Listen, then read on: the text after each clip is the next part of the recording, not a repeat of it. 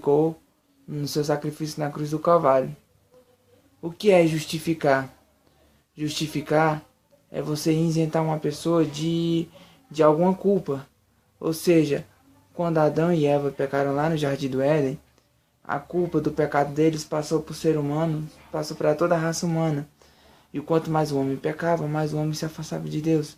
E quanto mais o homem se afastava de Deus, mais o homem ficava triste, porque o homem necessita de ter uma comunhão com Deus. O homem necessita de ter uma comunhão com Deus. Então, mas Deus percebeu isso na raça humana e viu que o homem precisava de Deus. Viu que o homem estava sentindo falta de Deus.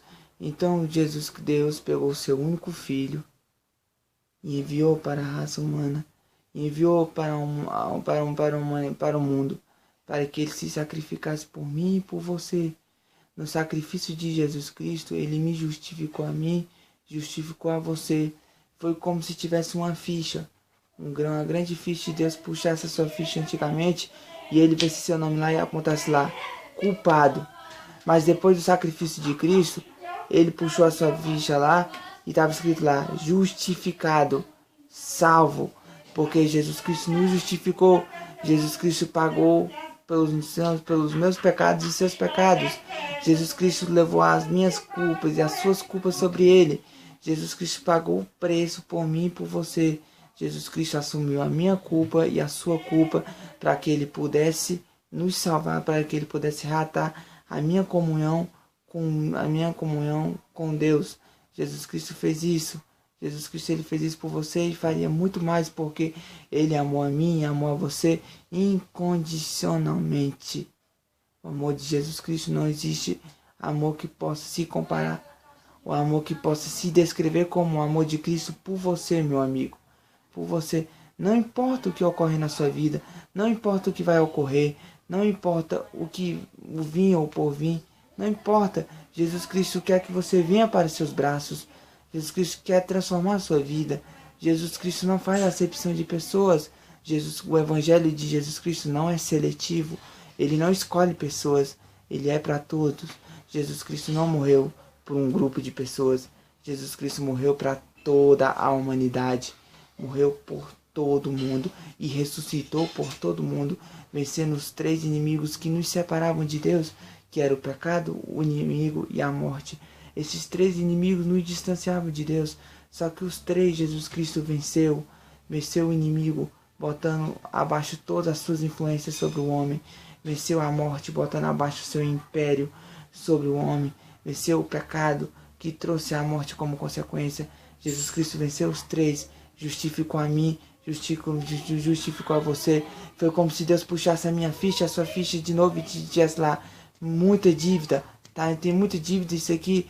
E aí quando depois do sacrifício de Cristo, ele puxasse a sua ficha de novo, estava lá escrito, tá pago, tá tudo pago. E Deus pegasse o seu carimbo e carimbasse lá e botasse assim, isento, tá salvo, tá livre de culpa, porque o meu filho pagou o preço por eles. Jesus Cristo pagou o preço por mim e por você. Mais ainda, em Filipenses 2 diz que ele sendo Deus, não teve por usurpação ser igual a Deus. Não, ele não quis ser Deus. Antes ele tomou a forma de homem, a forma de servo, se humilhou. Imagina comigo só, tenha a consciência só. Ele era Deus, tinha o domínio sobre tudo. Todas as coisas estavam no seu poder, no domínio de suas mãos. E ele não se importou com isso. Ele se esvaziou do seu poder, esvaziou-se da sua glória. Tomou a forma de um homem, tomou a forma que eu e você tem. Se humilhou e ainda se humilhou mais ainda, tomando para si uma morte de cruz. Uma morte de cruz era para os piores criminosos da época. Era a morte mais vergonhosa da época. Era a morte para os piores criminosos de todos os tempos da época do Império Romano. Mas Jesus Cristo não se importou. Jesus Cristo tomou para si uma morte de cruz. Se humilhou. Tornou-se maldição. Porque na lei de Moisés quem morresse numa cruz era considerado maldição. Tornou-se maldição para os homens. Mas diz em Gálatas 3,13 que a maldição, que Jesus Cristo se fez maldição para nos dar salvação. Para nos dar salvação, para nos justificar, como diz em Romanos 8. E graças a isso, Paulo falou no mesmo capítulo que nem a morte, nem a tristeza, nem a angústia, nem o vir, nem o porvir, nem os principados, nem as potestades, nem as dores, nem os males, nada nos separará do amor de Deus. Nada pode te separar do amor de Cristo, porque Ele pagou o preço por mim, por você, e para que você usufrua de todas essas bênçãos, para que você tenha o seu nome escrito no livro da vida, para que você possa ter a salvação em Cristo Jesus, para que você possa morar no céu quando Ele vier nos buscar, você precisa aceitar o nome de Jesus Cristo. Você precisa reconhecer Ele como seu único e suficiente Salvador de suas vidas. O mais difícil Ele já fez.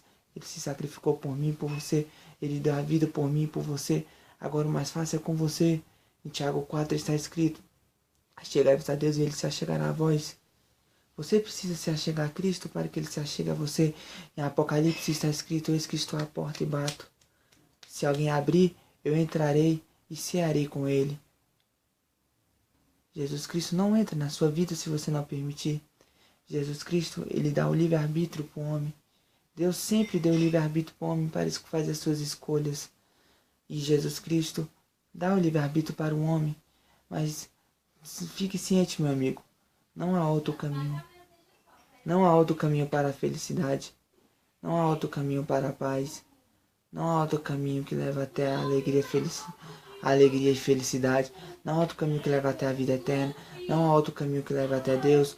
Não há outro caminho que leve o homem até o contentamento próprio.